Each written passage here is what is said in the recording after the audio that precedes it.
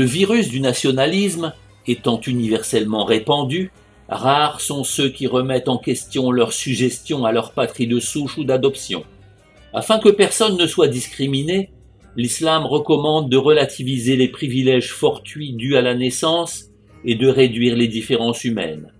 Rien de tel que le nationalisme et le patriotisme pour favoriser les discriminations, le racisme et l'ostracisme. Afin de transcender les frontières géographiques et ethniques, le prophète de l'islam, sallallahu alayhi wa sallam, a substitué la nationalité idéologique, islamique évidemment, aux accidents de la nature que sont la race et le lieu de naissance dont les chauvins s'enorgueillissent. La seule distinction entre les individus repose alors non plus sur la race ou la couleur de peau, mais sur l'importance donnée au Créateur. L'islam souligne qu'indépendamment de leurs capacités, tous les hommes ont sur terre une égalité de chances pour se réaliser. Bien que biologiquement identiques et sujets de manière analogue aux aléas de la vie, la foi avantage incontestablement les croyants pour faire face aux difficultés.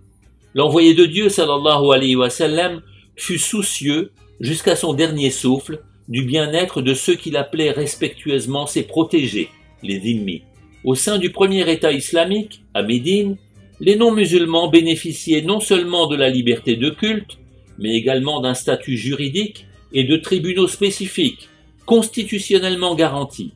De nos jours, aucun gouvernement au monde ne consent de telles prérogatives aux minorités religieuses. À l'instar du prophète sallallahu alayhi wa sallam, dans toutes les affaires temporelles, la législation musulmane ne fera que des discriminations positives et rendra équitablement justice à tous, sans exception.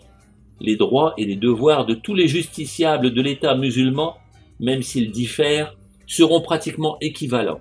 L'islam prohibe toute intercession de type ecclésiastique auprès de Dieu et en dehors des messagers de Dieu désavoue toute hiérarchie religieuse, comme les bonzes, les rabbins, les prêtres, les pasteurs et autres gourous. Précisons en passant que chez les musulmans, l'usage de titres pompeux, imam de mosquée, shir, mufti, ayatollah, mollah, recteur ou hajj foulan, ne figure nulle part dans les nombreux enseignements de l'envoyé de Dieu, sallallahu alayhi wa sallam. Ce sont au contraire l'humilité et l'égalité qui doivent découler des pratiques religieuses islamiques. Les riches et les dignitaires partagent naturellement les rangs des plus humbles au sein des mosquées pour les offices de prière en commun. Pour se conformer au rite du pèlerinage à la Mecque, les pèlerins gomment humblement leurs conditions sociales en s'enveloppant à l'identique dans des pagnes et des châles ordinaires.